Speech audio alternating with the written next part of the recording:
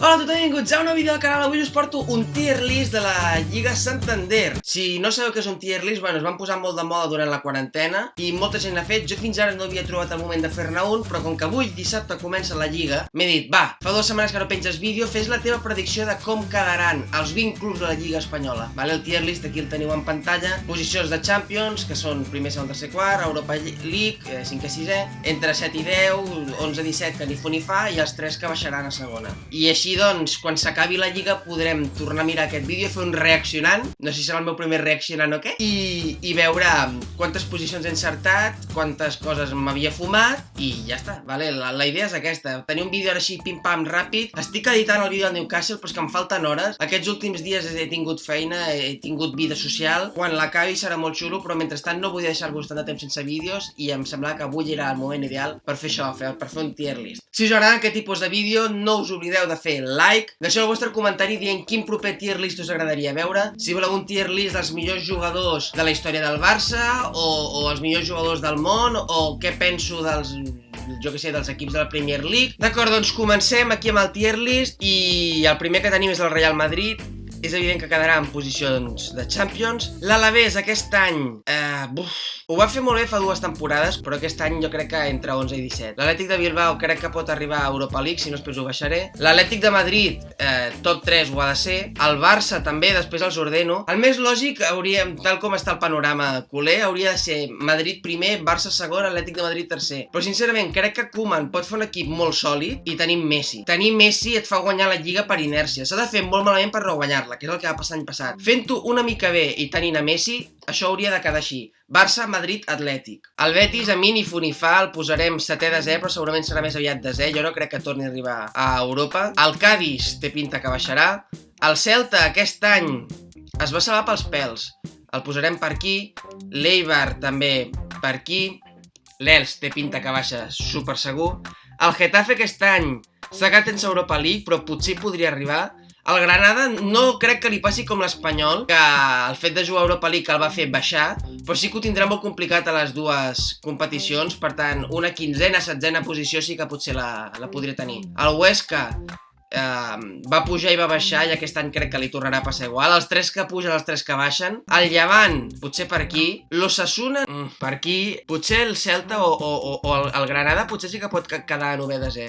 Un d'aquests segurament l'hauré de pujar, perquè el Valladolid també té pinta que es queda per aquí. La Reial Societat, jo, és la que veig que pot quedar en posicions d'Europa League. No m'han tingut a Odegaard, però ha vingut el Silva del City, jo ho veig possible. I el Sevilla aquest any està fortíssim, jo crec que sí que serà quart. La clàusula de Rakitic de pagar-li 2 milions per guanyar la Lliga, doncs no els tindrem, però posicions de Champions, que és el que hagués hagut de dir la clàusula, doncs sí que poden aconseguir-ho. El València crec que es queda sense Europa perquè la plantilla que han fet, la meitat de jugadors bons s'han anat al Villarreal, i el Villarreal crec que pot competir per aquesta 4a, 5a plaça. Llavors, aviam, repassem, perquè em falten equips aquí a la 7a, 10a. El Barça, ja us ho he dit, pot ser primer o segon, el Madrid segon, l'Atlètic de Madrid tercer, i el Sevilla jo me la jugo i dic que queda quart. Pinta molt bé el projecte, el Lopetegui mai m'ha entusiasmat. Em va fer molta gràcia el que va passar amb la selecció espanyola i el Madrid, perquè deixes aquell projecte que no hauria hagut de deixar-lo si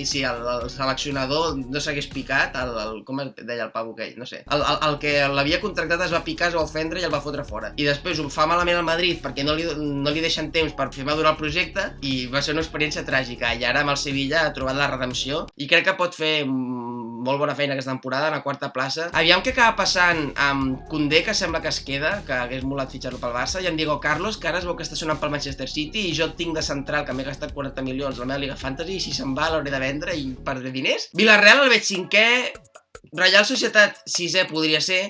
Llavors, clar, aquí em sobra un dels dos equips. Jo és que veig molt fort el Getafe, i l'Atlètic de Bilbao té molta història, té molt bons jugadors, però una plantilla sencera de jugadors bascos, si tens uns anys una mica dolents i ja t'has venut els bons i recomprar-los és impossible, vull dir, no tornarà a Laporte, no vindrà finalment Javi Martínez del Bayern perquè cobra massa. Vale, la baixo.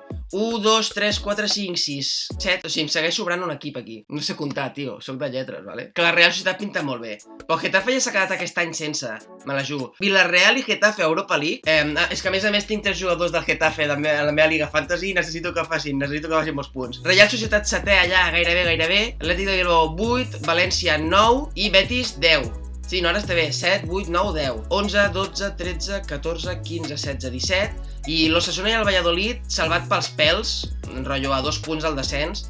I jo crec que el Huesca queda últim i l'Elx... És que l'Elx va putejar el Girona, no, queda dir-ho bé. Com ho veieu? Ja estaríem, o sigui, el vídeo... Bé, és això. És a dir, Barça, campió, si ho fa una mica bé, amb Messi, ja, és que és això. No és fer una mica bé, és no fer-ho gaire malament, és que no cal ni fer-ho bé, tens Messi. Però que l'equip ajudi una mica, és que l'any passat va ser horrorós.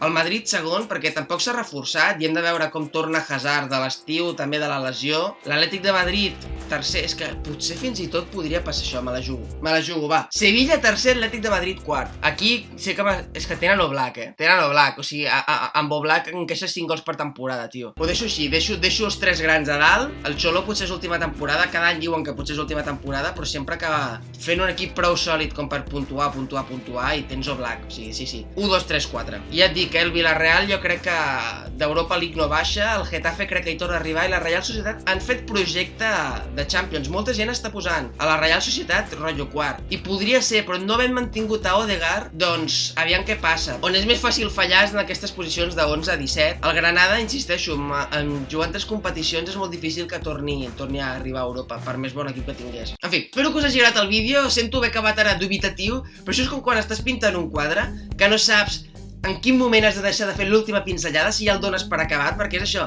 Aquestes posicions entre 11 i 17 ara podrien anar tocant, l'Eibar una més amunt, el Llevant una més avall...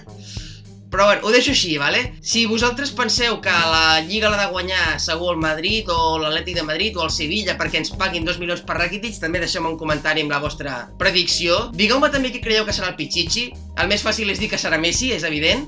I ja està, això és tot, vale? Fins la propera. Això és un intent de sintonia final, like per la vergüenza ajena.